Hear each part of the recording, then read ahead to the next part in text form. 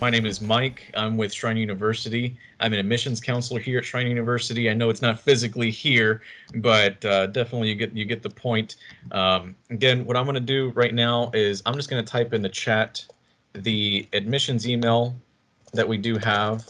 You are more than welcome to reach out to us at any time, even if it is, I say, 10 minutes after this live stream. If you have a question, you're more than welcome to reach out to us anytime you really have anything that's on your mind.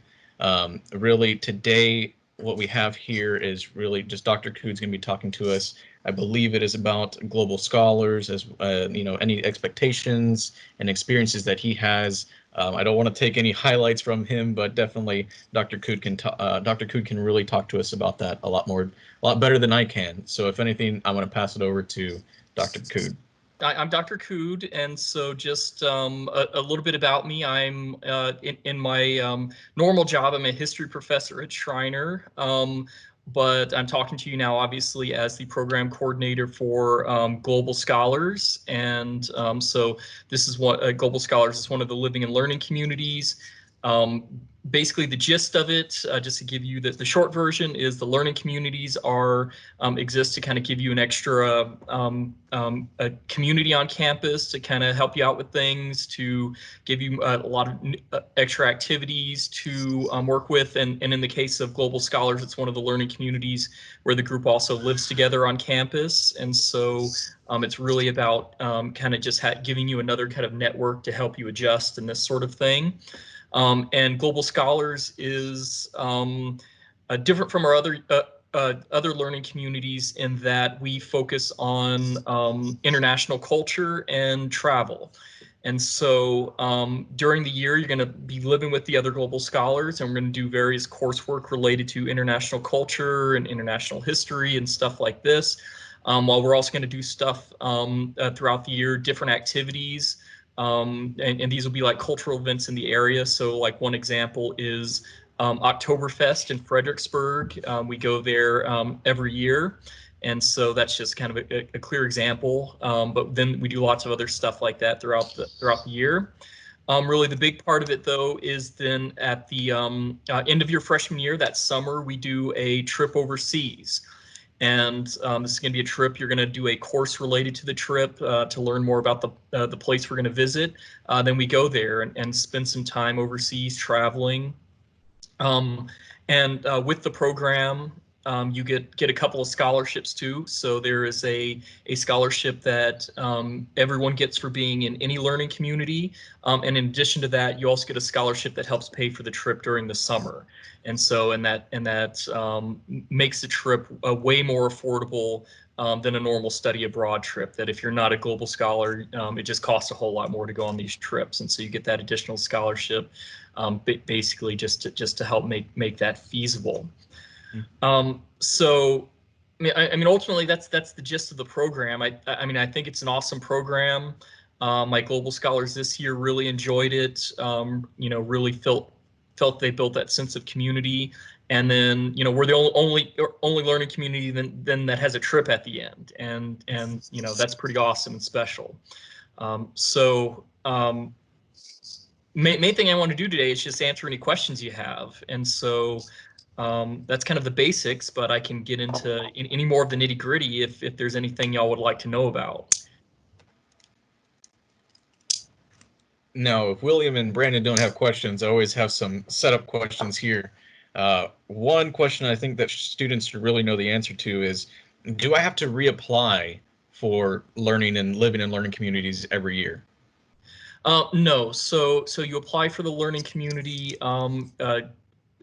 basically before you start, and once you're accepted, you're in the program. And so, and learning communities are specifically geared toward your freshman year, but then you basically stay as part of the group throughout the rest of your time at Schreiner, with the exception of the living together part. You just do that your freshman year, and then you go and go live elsewhere as we get a new group in, but you don't have to keep reapplying for the program. Okay. Now let me ask you: is there any type of when I'm going to ask standards, and when I ask standards, what I'm meaning is, do I have to maintain a certain GPA? So a few of the learning communities do. Global Scholars does not. The only standard we have is for the study abroad trip. If you get into trouble on campus and that sort of thing, the study abroad office might not let you go on the trip. But assuming that you're not getting in trouble, you're good. And we accept anyone who's interested in the program and so there's you don't have to have any stress about your GPA in that respect. Okay. Another question I always like to toss out is about how many students on average do you have in this learning community? So yeah, so I mean, this varies from year to year. Global Scholars, for a variety of reasons, is usually around 10 to 15. So we had 14 this past year. In previous years, usually it's around 10 or so. And so, and that could change. It just kind of depends on how many people apply. But we're usually looking around between 10 and 15 students. Okay. Now, what would you say is, I guess, the average that you see in majors that are applying for this learning community? Is it more so history majors? Is it more so, I guess, biology majors? Which ones are you seeing more so attending or applying, I should say? Oh yes, yeah. So that's an excellent question. In terms of majors, we're open to anybody of any major. We basically want anyone who's interested in international culture, wants to experience traveling overseas and seeing new places. So this past year, I think history was our largest number of students. Part of that is because I'm a history professor, and so history students like to get into the program. Although this year, at least everyone we've accepted so far, it's actually, you mentioned biology is actually our #1 major this year. So yeah, so it really varies from year to year, but ideally we want a mix of a lot of different majors, and so major ultimately doesn't matter. What matters is that you're interested in overseas travel.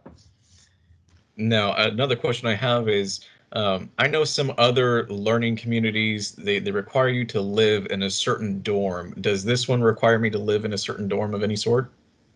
Yes, and so we're one of the living and learning communities, and Okay. so our group lives in Baldwin. We can make exceptions to that if necessary, but the idea is that the Global Scholars are expected to live together. And again, we can work around that if needed, but our students lived in Baldwin last year and they really liked it. I asked them if they wanted to go to a different dorm, and they said no, that they had liked Baldwin and we should stick with it.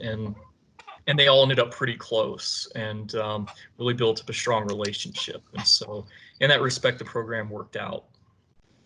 Good, good, good.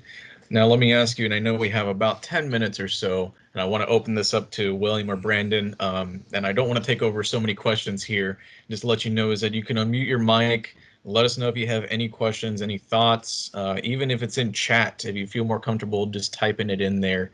You're more than welcome to just ask the questions that you have on your mind that are about whether it's where your trip's going, where your trip's been before, where do you plan, where do you want to go for these global scholar trips overall? Where do you have in mind?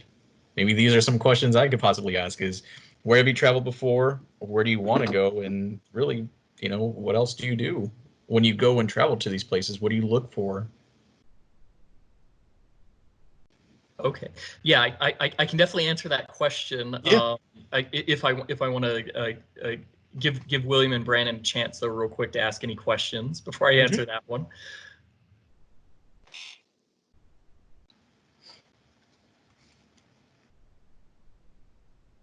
You might want to answer that one first and give them some time to think about which ones they want to. Okay.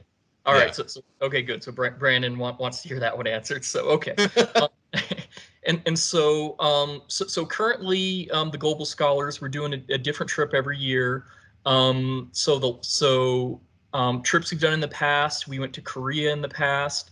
The last trip that happened was last summer, and this was a trip to Romania that I organized. And that was a trip. It was really cool. It was focused on like the real Dracula, Vlad Tepes, or Vlad the Impaler.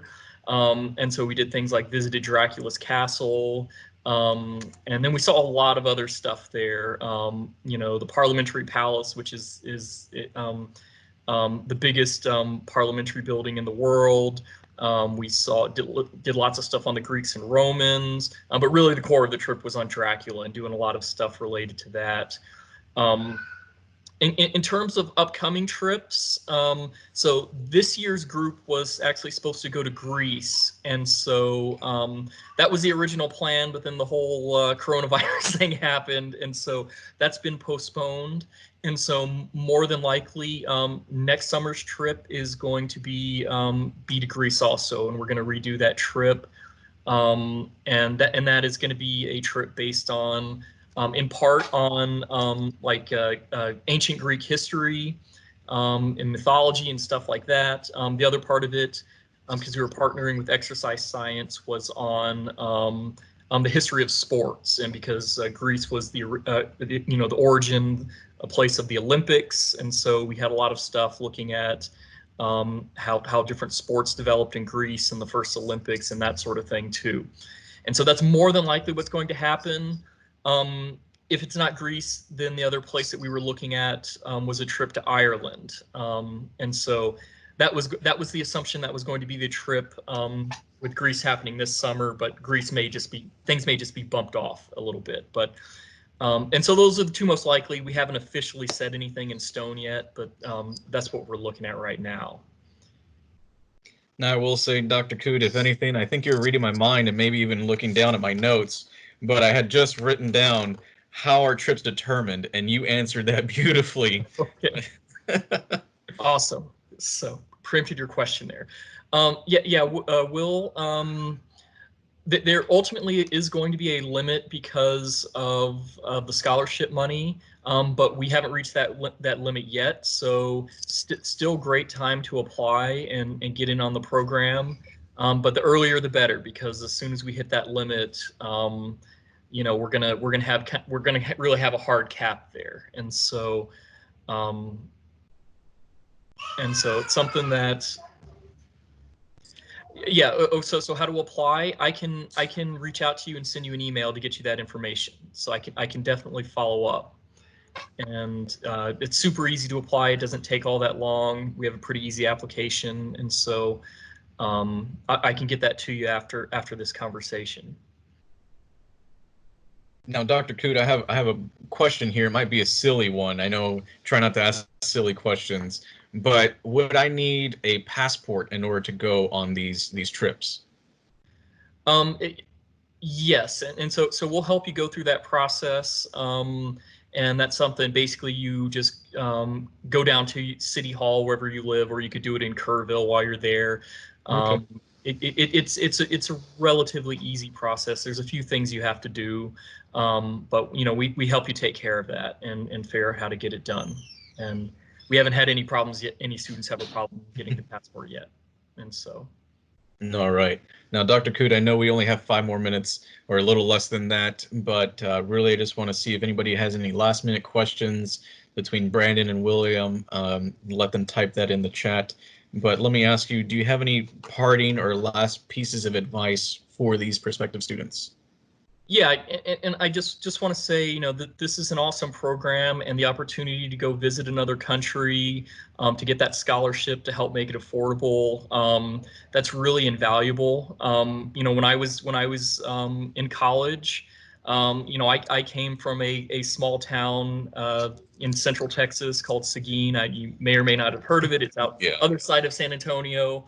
I grew up there. Like I barely ever left the state. I went to a few other states, but I had never gone overseas. But I did a study abroad program when I was in college. And since then, I've been to a lot of different places. I just kind of went once, and it just became a thing where I kept going. I really got into the international culture, and it really gives you a different perspective. And I've lived and traveled in a lot of different places. I met my wife overseas. She's from Romania, and so you never know where these things might take you. And it's a once in a lifetime experience, and to be able to get that scholarship definitely helps that out. And so. Even if you don't join Global Scholars, I still encourage people to travel all the time. And so good takeaway, but it's a great program to get your foot in the door in that respect. Certainly, certainly. Well, thank you for that. If anything, William and Brandon, again, the admissions at Shriner.edu email is there. If you have any questions, by all means, reach out to us, even if it is 10 minutes after this live stream ends. Also, be sure to check out our Shriner University website on our Visit Us section for upcoming live streams that we will be having in the future. We really want you to be a part of that. But again, just know that we are here for you to help you out every step of the way of becoming a future Shriner University Mountaineer. Other than that, I believe that's all we have for this session, Yeah, and we hope you and, have a and great rest of the day. I'll also reach out to both of you afterwards, so just to get you more information. Okay. Well, thank you so much for taking some time out and being with us in this Monday evening. But again, we hope you have a great rest of the day and a great rest of the week.